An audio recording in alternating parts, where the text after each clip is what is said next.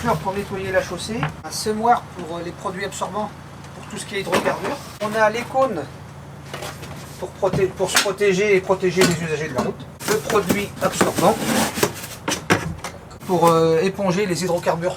C'est ce qu'on a besoin en urgence en cas d'intervention.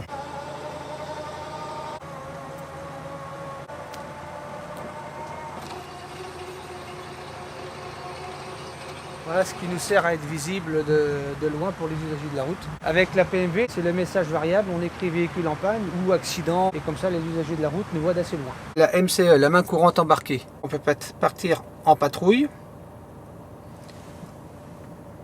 ou en intervention, selon les besoins, selon la demande. Là, actuellement, on va partir pour une patrouille. On est connecté avec les véhicules. En partant en patrouille avec ce système-là, les véhicules sont prévenus qu'on a un véhicule qui roule moins vite, ou en intervention, on les prévient en amont, comme ça, ça leur permet d'anticiper un obstacle ou un accident ou un véhicule en panne.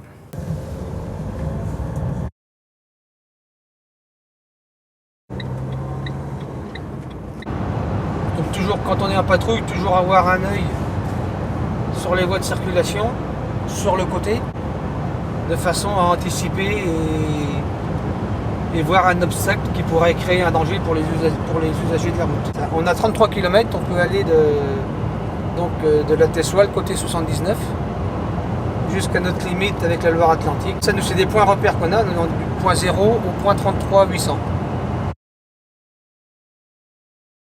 La semaine d'astreinte, on est RI, responsable d'intervention, et c'est nous qui recevons les coups de téléphone de Nantes, du CIGT. Dans notre semaine d'astreinte, les heures normales, on fait notre travail habituel, et puis on intervient si on a un appel d'urgence. Et sinon, en dehors des heures de travail, on est mobilisé chez nous. On rentre chez nous avec un véhicule, un téléphone. Et dès qu'il y a un appel, on intervient, on vient sur place. Selon l'endroit où se trouve l'obstacle, moi je fais appel à mes deux autres collègues. Et on se retrouve, le premier arrivé déclenche avec la tablette, avec la main courante embarquée. Et selon l'intervention qu'il y a à faire, ça peut être un véhicule en panne, ça peut être un animal écrasé, ça peut être un accident. On arrive sur place. Dans un premier temps, on protège et l'usager de la route et nous-mêmes. On dispose des cônes, on met nos flèches. S'il y a un danger plus important, on alerte, on nettoie la chaussée, on rend la chaussée circulable. On n'a pas de délai, on n'est pas service de secours, on n'est pas les pompiers. Par contre, l'intérêt, c'est d'être présent le plus rapidement possible pour éviter un suraccident. Un véhicule qui tombe en panne le long de la 2x2, c'est un danger, c'est un obstacle. On est quand même à proximité de la 2x2, on est assez rapidement sur les lieux. Dans un premier temps, elle doit alerter le 17, la gendarmerie, qui, elle,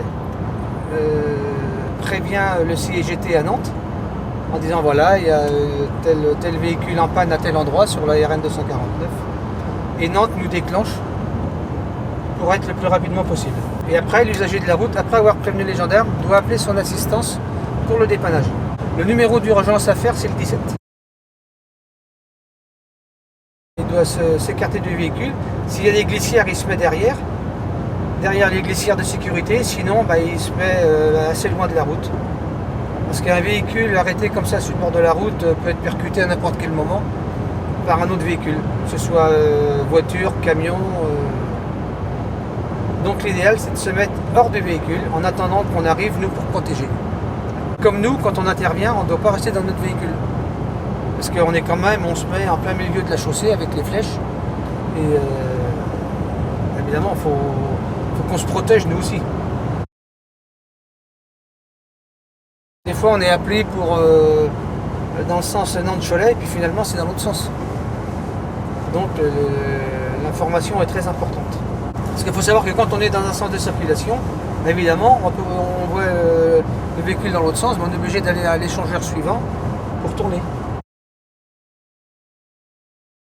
Il y a toujours des situations cocasses. Sur des chantiers de nuit, des gens qui forcent le barrage, qui passent malgré tout.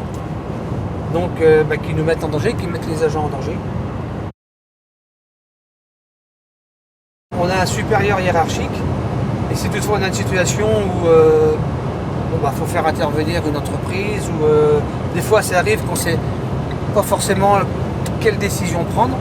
On est toujours épaulé par un supérieur, on l'appelle, il vient sur place et puis là on prend la décision. Il y a quand même 30 000 véhicules environ qui passent par jour sur cette route-là. On ne peut pas faire n'importe quoi.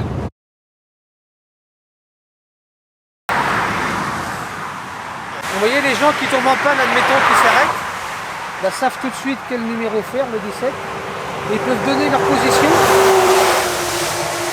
et le sens de circulation. Donc en appelant la gendarmerie, tout de suite on sait où ils sont et on peut intervenir là vraiment rapidement.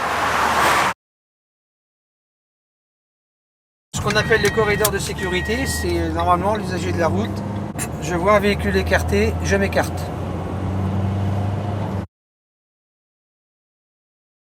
Ça peut arriver quelquefois des agressions verbales, physiques, j'ai jamais vu. Ça arrive, mais moi j'ai jamais assisté. Maintenant, avec cette MCR, on peut, si on est victime d'incivilité sur une intervention, on peut créer une fiche. On n'est pas là, nous on fait pas ce métier pour se faire insulter ou pour se prendre un crachat ou un doigt d'honneur. Donc là, on va arriver à notre limite. Donc quand on fait notre patrouille, on va arriver là, on s'en va tourner l'échangeur suivant et on va reprendre dans l'autre sens. Nous, là, notre secteur est fini. Si en allant faire le tour, il y a un véhicule qui est en panne ou il y a un objet là, évidemment qu'on va le ramasser. On va pas dire, bah non, c'est pas à nous, c'est aux voisins. Non. Il y a quand même une question de bon sens dans notre métier. Et inversement, si eux de l'autre côté, en allant tourner à Tillère, ils voient quelque chose, ils ramassent. On a un réseau qui est propre, qui est bien entretenu. Bah, c'est agréable, ça fait plaisir.